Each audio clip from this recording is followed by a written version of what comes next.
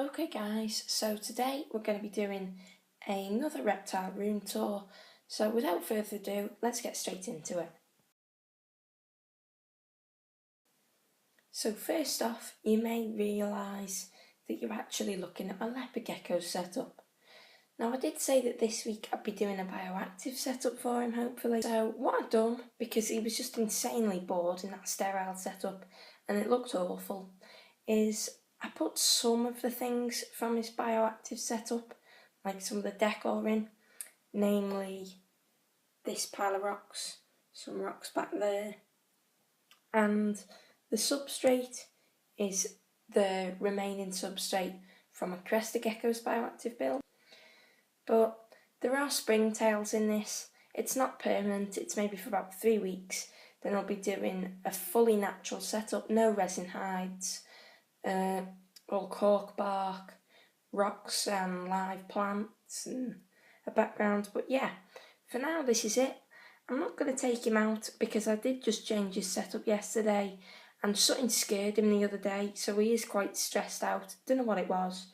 But either way, apart from that, the leopard gecko Speckles, he's doing really well. His setup looks a bit better, but it's going to get changed in a few weeks. And yeah, that's about it for him. So next in the reptile room tour, we have Splat the crested gecko. His setup is fully bioactive. Like I said, I've done this last week on record. And the setup is doing amazingly well. Now I do have some good news for Splat. He's been doing really well actually. He's been eating loads in this setup. For some reason he's just started eating the pashy, absolutely gulping it down. You may recall that he wasn't eating it. Well, now he is, and I'm really happy about that. He's also loving his insects still just as much. I've got him to eat a bit of real fruit. I've got him to eat a bit of Arcadia Reptigold. So yeah, he is doing great. I've only held him once in the past week because he's been right back there and getting him out is difficult because he runs down the cork tube if I try and get him. And he is quite funny because for a crested gecko even, Splat is very, very vocal. He makes little squeaking noises and they're quite funny, but they're also quite cute. But I do know that when he makes them, he is stressed out, so I do just leave him.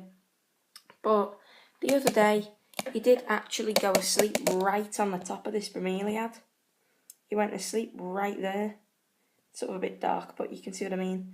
Right here. He slept for a whole day, and I got him out, and he was fine with handling. He's not like gone back or anything, but yeah. That's about it for Splat. I'm going to make an update video on him in a few weeks just to see if the plants have like grown a load and how it's going and how much I like the bioactive setup. So look out for that. But yeah, let's move on to the last reptile. So last but not least is Red the corn snake. Now he has got a completely new setup. He's been in this for about 2 weeks. It's a Viv Exotic Reptihome large, 115 centimetres long. And I've been wanting to do this for absolutely ages, get my new setup, because he really, really did need it. 3 foot setups for corn snakes, absolutely no way you're going to do it. They need a 4 foot. And they also need space to climb as well. Because since I've been putting him in this, he's been up and down that sort of cork log right there. And along this branch all the time. He absolutely loves it.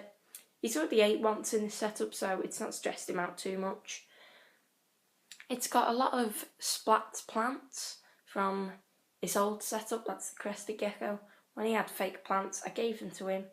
And the cork log tube thing on the left, I actually had to cut up the bit of cork I got that the Neogelia bromeliads are planted in Splat's setup. So that's what that is. You can see his little face. Just there.